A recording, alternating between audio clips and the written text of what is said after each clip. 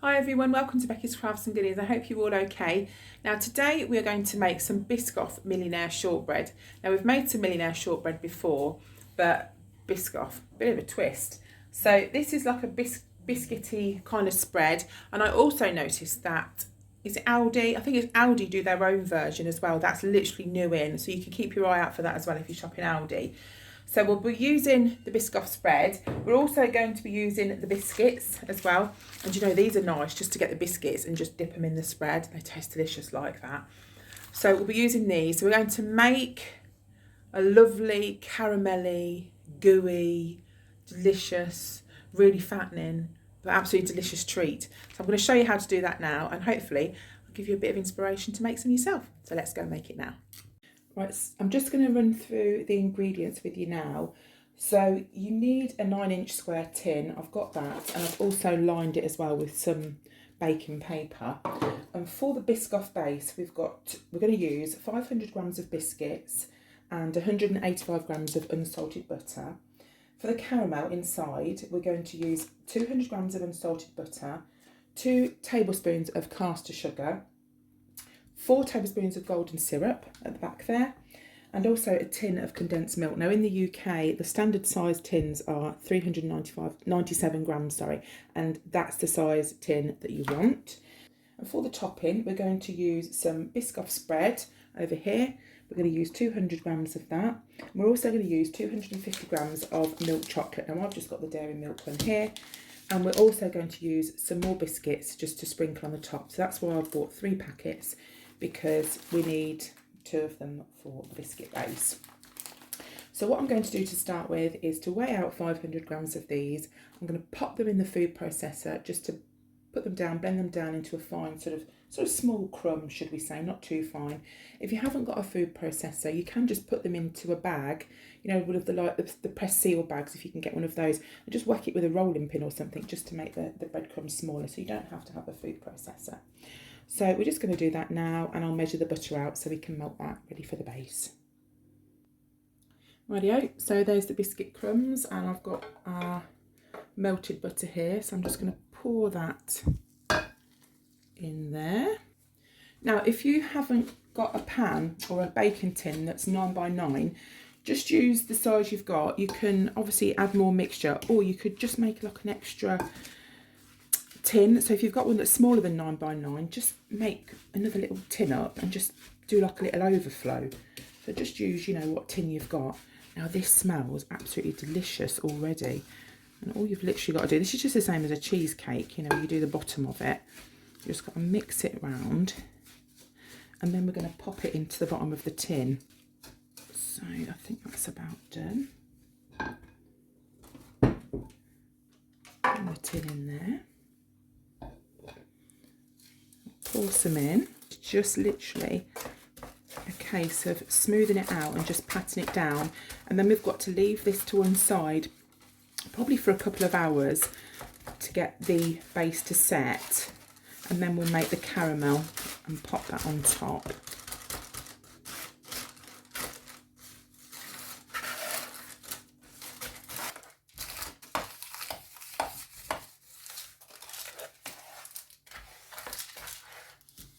Okay, I'm just going to pop that to one side now to cool and set. Right, so we're going to add into a pan now the unsalted butter. We're going to pop in the caster sugar. I'll pop the ingredients again in the description for you, just so you know. We're also going to pop in the golden syrup. This is 4 tablespoons of golden syrup. It's very gooey stuff, it's hard to get it all out. And last but not least, we're going to put in the condensed milk as well. Now that has to go onto the hob, and we're going to heat it on a medium heat until the sugar dissolves.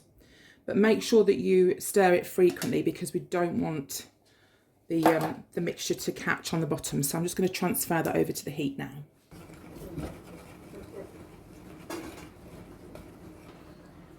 Right, so that's almost the butter melted now. So we just have to now stir it until the sugar is dissolved, and you can tell when it's dissolved because if you put it on the back of the spoon, you won't be able to see the granules of the sugar. So I'm just going to give that a little while longer just to dissolve the sugar, and then we'll turn the heat up.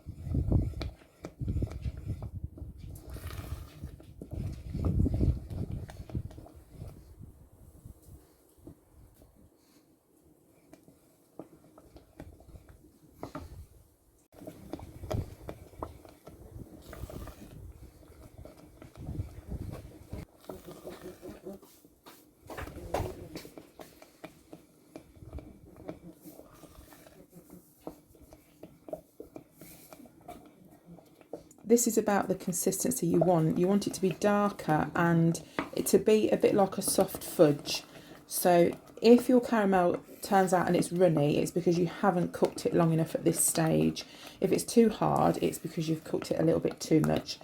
So what I'm going to do now is just pour this into the tray with the biscuit base.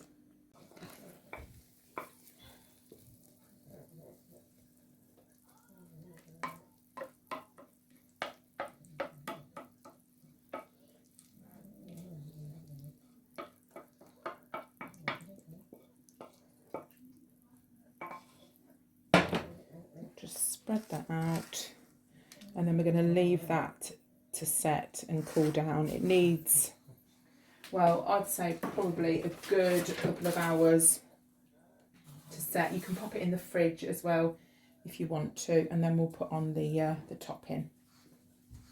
Okie dokie, so this is set now, so that's all ready for the next stage. So here in this bowl I've got the milk chocolate. I've just broke that into pieces, and I've also got some of the Biscoff spread.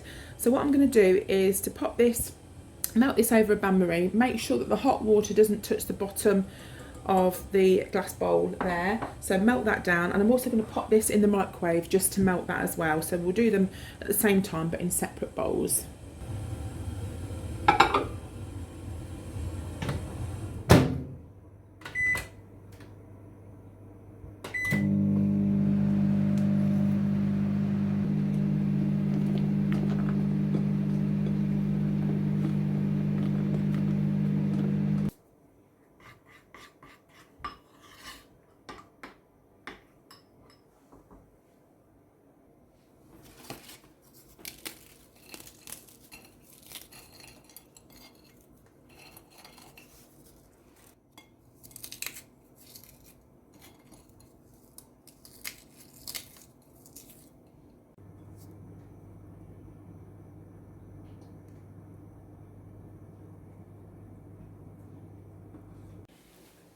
Right, so what we're going to do now is mix the Biscoff mixture into the chocolate.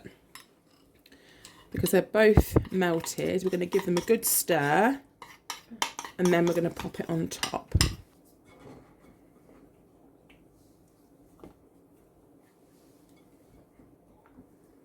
That's it, and then once that's all mixed in, we're going to pour that on top of the caramel. Let's just bring that in a little bit. Ebbs, could you hold that bowl from that side for me? It's hot though, be careful.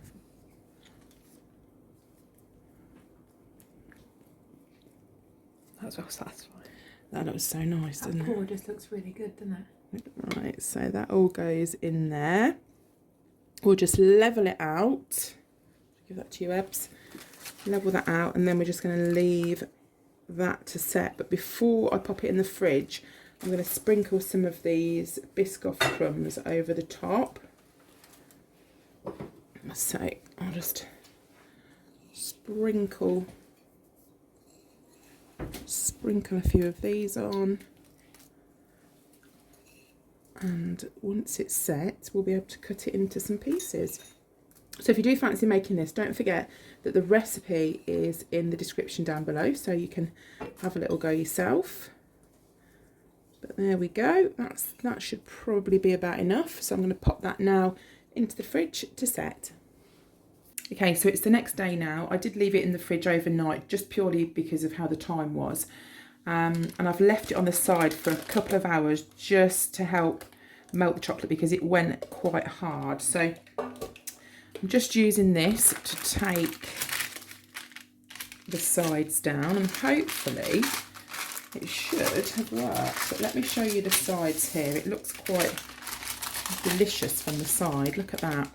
I've got Phoebe waiting in the wings to try some. So I'm just going to cut it up into pieces now, and then it's all ready.